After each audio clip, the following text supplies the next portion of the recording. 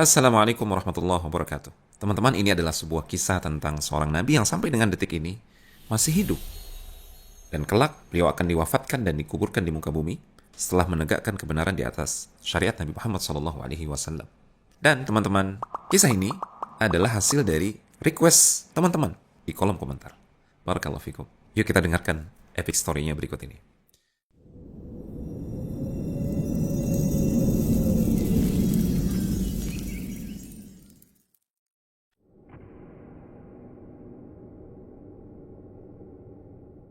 Nabi Isa alaihissalam adalah seorang laki-laki istimewa. Beliau lahir dari seorang wanita suci bernama Maryam. Maryam adalah anak perempuan dari keluarga terhormat di kalangan Bani Israel. Begitu mulianya keluarga tersebut sampai-sampai menjadi nama salah satu surat di dalam Al-Quran. Surat Ali Imran, keluarga Imran. Keistimewaan dan kemuliaan keluarga ini didapat karena mereka adalah keluarga yang saleh dan taat pada perintah Allah Subhanahu wa taala. Suatu hari, malaikat Jibril datang kepada Maryam dan mengatakan, "Wahai Maryam, Allah Subhanahu wa taala memberikan kabar gembira untukmu. Engkau akan melahirkan seorang anak yang istimewa, yang diciptakan dengan kalimat dari Allah Subhanahu wa taala. Namanya Al-Masih Isa putra Maryam. Dia akan menjadi orang yang berkedudukan tinggi di dunia dan akhirat, serta dekat sekali dengan Allah Subhanahu wa taala. Dia akan bisa berbicara dengan orang-orang sejak masih bayi, dan ketika dewasa, dia akan menjadi orang yang saleh." Maryam merasa heran dan berkata, "Ya Allah, Tuhanku, bagaimana mungkin aku punya anak? Padahal aku belum pernah disentuh oleh seorang laki-laki pun." Lantas Allah melalui Jibril alaihissalam menjawab, "Demikianlah Allah Subhanahu wa taala menciptakan apa saja yang Dia kehendaki. Jika Allah ingin sesuatu terjadi, Allah hanya perlu mengatakan, kun, jadilah. Maka terjadilah apa yang Allah kehendaki." Kemudian Allah Subhanahu wa taala menciptakan Isa dengan cara yang istimewa. Beliau lahir tanpa seorang ayah. Proses penciptaan Nabi Isa alaihissalam terjadi ketika ruh ditiupkan ke dalam rahim Maryam. Dan dengan kehendak Allah, Maryam pun hamil dan melahirkan Nabi Isa seperti wanita pada umumnya.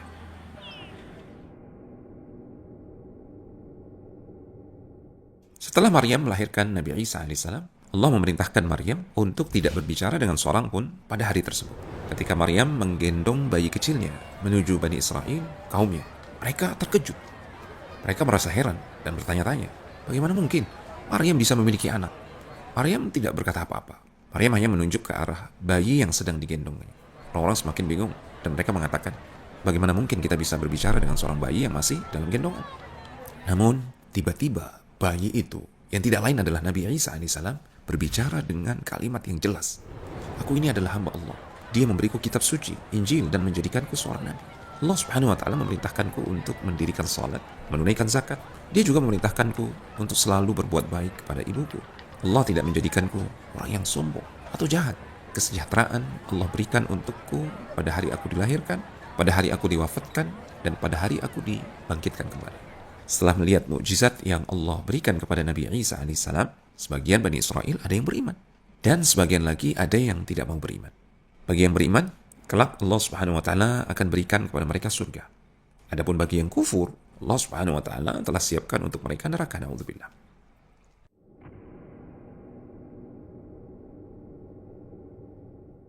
Allah Subhanahu wa taala mengajarkan Nabi Isa alaihissalam kitab suci Taurat dan juga Injil, sama seperti nabi-nabi lainnya. Nabi Isa alaihissalam diutus Allah Subhanahu wa taala dengan misi yang sangat penting, yaitu untuk mengajak Bani Israel hanya beribadah kepada Allah semata. Ini adalah inti dari dakwah tauhid yang beliau bawa. Nabi Isa alaihissalam menyuruh kepada kaumnya, "Ya Bani Israel, u'budullaha rabbi wa rabbakum. Innahu man yushrik billahi faqad harramallahu alaihi al-jannah wa ma'wahu an-nar." Wahai Bani Israel, ibadahilah Allah saja, yang merupakan Tuhanku dan Tuhan kalian semua. Sesungguhnya orang yang melakukan kesyirikan akan Allah haramkan untuknya surga, dan tempat kembalinya adalah neraka. Allah Subhanahu wa taala juga menunjukkan kepada Bani Israel berbagai mukjizat dan bukti nyata bahwa ajaran tauhid yang dibawa oleh Nabi Isa alaihissalam merupakan ajaran yang benar. Hal ini dapat kita ketahui dari firman Allah Subhanahu wa taala dalam surat Al-Maidah ayat yang ke-110. Dan ingatlah ketika Allah Subhanahu wa taala berfirman, "Wahai Isa putra Maryam, ingatlah nikmatku padamu dan kepada ibumu di waktu aku menguatkan engkau dengan Ruhul Kudus. Kamu dapat berbicara dengan manusia di waktu masih dalam buayan dan sesudah dewasa. Dan ingatlah di waktu aku mengajarkan engkau menulis hikmah, Taurat dan Injil. Dan ingat pula di waktu engkau membentuk dari tanah suatu bentuk yang berupa burung dengan izinku. Kemudian engkau meniup kepadanya, lalu bentuk itu menjadi burung yang sebenarnya hidup dengan seizinku. Dan ingatlah di waktu engkau menyembuhkan orang yang buta sejak dalam kandungan ibu. Dan orang yang berpenyakit sopak, dengan seizinku engkau bisa menyembuhkannya. Dan ingatlah di waktu engkau mengeluarkan orang yang mati dari kuburan menjadi hidup, juga dengan seizinku. Dan ingatlah di waktu aku menghalangi Bani Israel dari keinginan mereka membunuh engkau, dikala engkau mengemukakan kepada mereka keterangan-keterangan yang nyata. Lalu orang-orang kafir di antara mereka mengatakan, ini tidak lain melainkan sihir yang nyata. Begitulah sifat sebagian kaum Bani Israel yang menolak ajaran yang dibawa oleh Nabi Isa alaihissalam. Sejatinya, seluruh mukjizat yang Allah tunjukkan ini adalah agar Bani Israel beriman dan bertauhid, hanya beribadah kepada Allah Subhanahu wa taala semata. Karena di zaman Nabi Isa alaihissalam manusia sangat tertarik dengan ilmu pengobatan. Jadi, Allah Subhanahu wa taala memberikan Nabi Isa mukjizat yang terkait dengan hal pengobatan. Nabi Isa alaihissalam bisa menyembuhkan dengan izin Allah orang yang buta sejak lahir, menyembuhkan orang yang berpenyakit kulit, bahkan menghidupkan orang yang mati dengan izin Allah. Nabi Isa juga bisa membuat burung dari tanah liat dan meniupkannya hingga menjadi burung yang hidup dengan izin Allah. Mukjizat yang Allah tunjukkan ini adalah agar Bani Israel beriman dan hanya beribadah kepada Allah semata.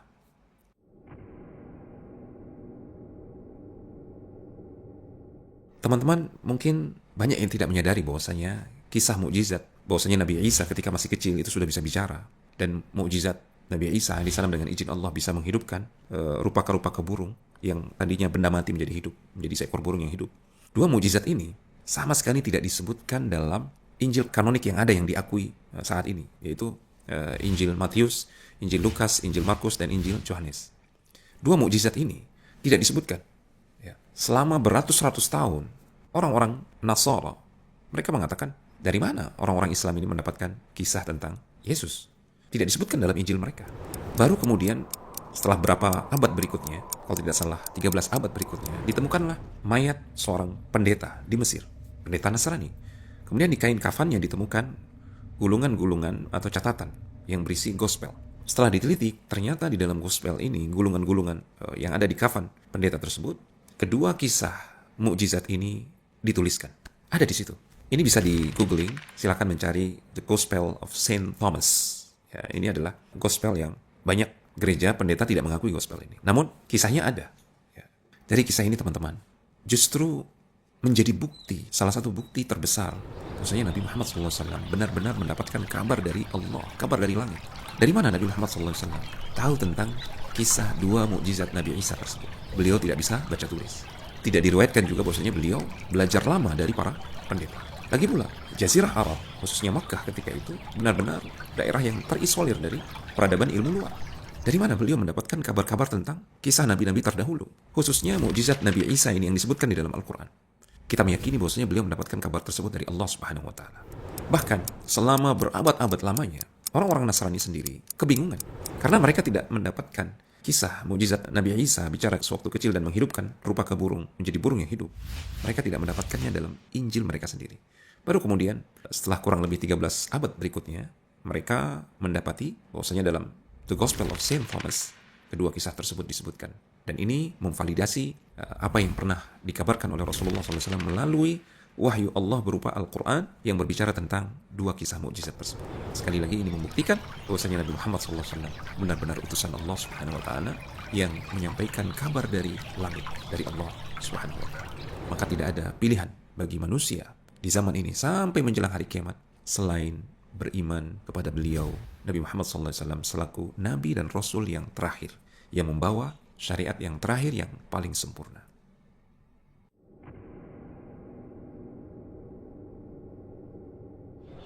Allah juga memberi ilham kepada para pengikut setia Nabi Isa alaihissalam yang dikenal dengan Al-Hawariyun. Mereka mengatakan, kami beriman kepada Allah Subhanahu wa taala dan Rasulnya, dan kami bersaksi bahwasanya kami adalah orang-orang yang patuh kepada ajaranmu. Namun, ada suatu hari di mana para pengikut itu meminta sesuatu yang luar biasa. Mereka mengatakan, wahai Isa, apakah Tuhanmu bisa menurunkan hidangan dari langit untuk kami? Hanya mereka. Nabi Isa alaihissalam mengingatkan mereka agar bertakwa kepada Allah Subhanahu wa taala dan tidak meminta sesuatu yang berlebihan. Tapi mereka menjelaskan, kami ingin memakan hidangan itu agar hati kami tenang. Dan kami yakin bahwa apa yang engkau sampaikan adalah benar. Maka Nabi Isa alaihissalam berdoa dengan penuh harap, ya Allah, turunkanlah kepada kami hidangan dari langit. Jadikan hari turunnya sebagai hari raya bagi kami, bagi generasi sebelum kami dan setelah kami. serta sebagai tanda kebesaran-Mu, berilah kami rizki ya Allah, karena Engkau adalah sebaik-baik pemberi rizki. Allah pun mengabulkan doa itu. Allah berfirman, aku akan menurunkan hidangan itu. Namun barang siapa yang tetap ingkar setelah melihat tanda ini, akan aku siksa dengan siksaan yang belum pernah ditimpakan kepada siapapun juga.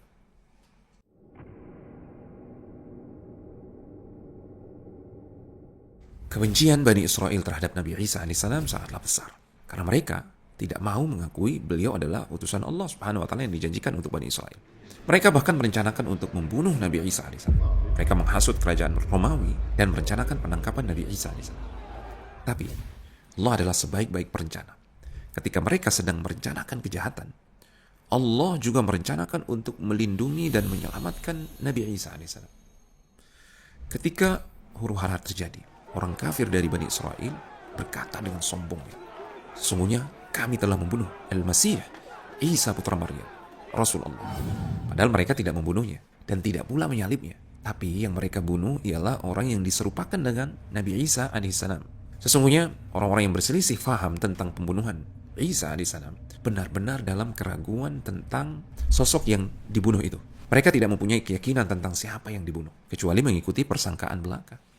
Mereka juga tidak yakin bahwa yang mereka bunuh itu adalah Isa alaihissalam. Tetapi yang sebenarnya, Allah Subhanahu wa taala telah mengangkat Nabi Isa alaihissalam ke langit kepada Allah Subhanahu wa taala, dan Allah Subhanahu wa taala Maha perkasa lagi Maha bijaksana.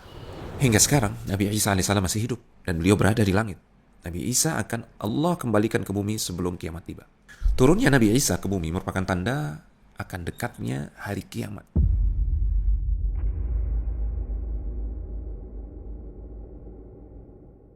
Sahabat yang mulia Abu Hurairah radhiyallahu ta'ala anhu meriwayatkan bahwasanya Nabi Muhammad sallallahu alaihi wasallam pernah bersabda, "Laisa baini wa bainahu nabiyyun, yani Isa, wa innahu nazilun, fa idza ra'aytumuhu fa'rifuhu. Rajulun marbu'un ila al-humrah wal bayad, baina mumassaratayn ka'anna ra'sahu yaqturu wa in lam yusibhu balal." Tidak ada seorang nabi antara aku dan Nabi Isa alaihissalam. Dan sungguh Nabi Isa akan turun. Maka jika kalian melihatnya, kenalilah dia. Dia adalah seorang laki-laki berperawakan sedang, berkulit kemerahan dan putih, memakai dua pakaian berwarna kekuningan. Seakan-akan kepalanya meneteskan air, sekalipun tidak basah. فيقاتل الناس على الإسلام فيدق الصليب ويقتل الخنزير ويضع الجزية ويهلك الله في زمانه الملل كلها إلا الإسلام. Dia akan memerangi manusia yang memusuhi Allah atas dasar Islam. Dia akan menghancurkan salib, membunuh babi, dan menghapus jizyah. Allah akan menghancurkan semua agama yang batil pada masanya, kecuali Islam. ويهلك المسيح الدجال فيمكث في الأرض 40 سنة ثم يتوفى فيصلى عليه المسلمون.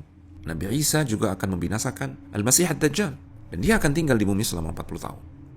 Kemudian wafat dan kaum muslimin akan mensolatkan jenazah beliau.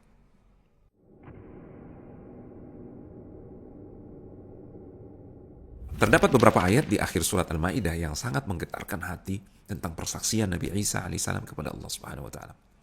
Wa idz qala Allah ya Isa ibn Maryam, a anta qulta lin-nasi ittakhidhuni wa ummi ilahaini min dunillah? Dan ingatlah ketika Allah Subhanahu wa taala berfirman, wahai Isa putra Maryam, apakah engkau pernah mengatakan kepada manusia, jadikanlah aku dan ibuku dua Tuhan selain Allah? Qala subhanak, ma yakunu li an aqula ma laysa li bihaq. In kuntu qultuhu faqad alimtah, ta'lamu ma fi nafsi wa la a'lamu ma fi nafsik, innaka anta 'allamul ghuyub. Isa menjawab, Maha suci engkau ya Allah, tidaklah patut bagiku mengatakan apa yang bukan hakku untuk mengatakannya. Jika aku pernah mengatakannya, maka tentulah engkau mengetahui apa yang ada pada diriku, sementara aku tidak mengetahui apa yang ada pada dirimu. Sesungguhnya engkau maha mengetahui perkara yang gaib, yang tidak nampak. Ma qultu lahum illa ma amartani bih, أن اعبدوا الله ربي وربكم وكنت عليهم شهيدا ما دمت فيهم فلما توفيتني كنت أنت الرقيب عليهم وأنت على كل شيء شهيد. Aku tidak pernah mengatakan kepada mereka kecuali apa yang engkau perintahkan kepadaku ya Allah, yaitu sembahlah Allah semata, Rabbku dan Rabb kalian semua, dan aku menjadi saksi terhadap mereka selama aku berada di antara mereka.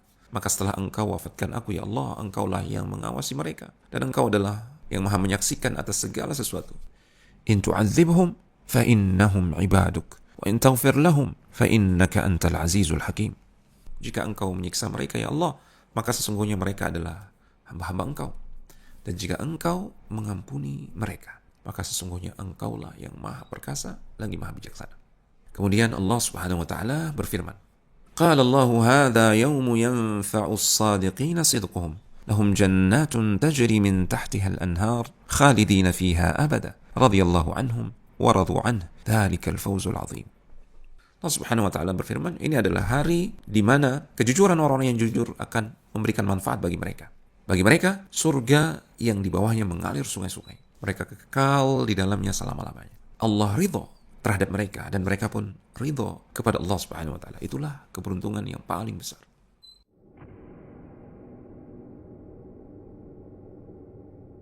Khotifillah, kisah ini memberikan kita banyak sekali faedah. Yang pertama, Allah itu Al-Khaliq, Dia Maha Pencipta. Sangat mudah bagi Allah Subhanahu wa taala untuk menciptakan Nabi Adam alaihissalam tanpa ayah dan ibu. Apalagi menciptakan Nabi Isa alaihissalam yang hanya sekedar tanpa ayah. Yang kedua, jika Allah menginginkan sesuatu, Allah hanya perlu mengatakan kun, jadilah. Maka terjadilah apa yang Allah inginkan.